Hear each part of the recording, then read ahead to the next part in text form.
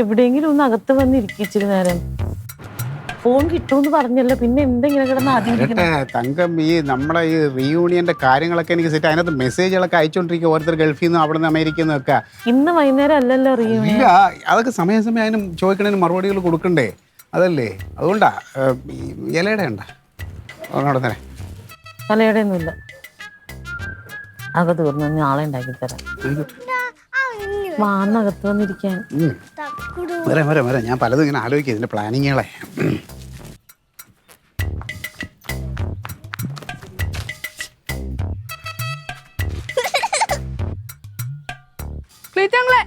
കളിക്കാൻ വരുന്നോ?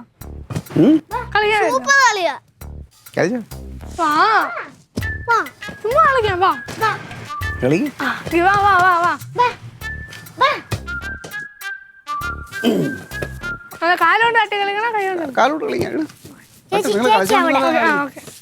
അങ്ങോട്ടില്ലേ കക്കുടും ഇങ്ങോട്ട്. ഞാൻ ഡാഡിക്ക് ചേച്ചി ആ കാലോണ്ട് പാസ് ചെയ്യാം. വിട്. ആ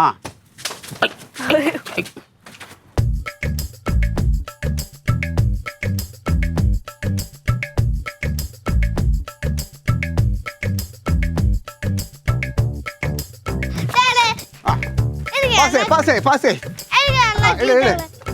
ആ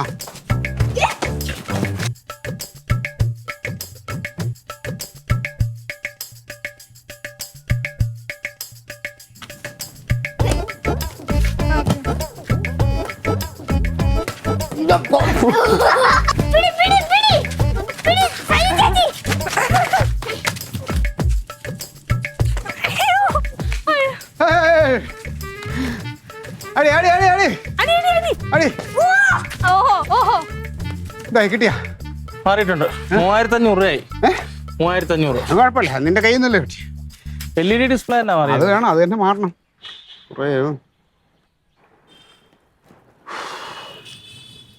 ഇനി ഡാഡിയെ പ്രതീക്ഷിക്കണ്ട. റൊണാൾഡോ അവന് വരാൻ കൊണ്ട സമയം.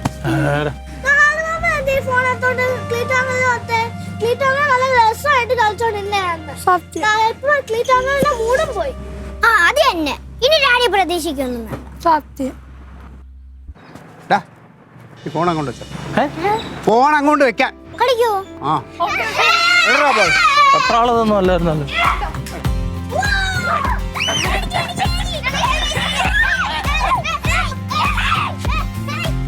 തങ്കചേർത്തി, ഞാൻ വന്നേ. മുതുകൂത്ത് കണ്ടോ?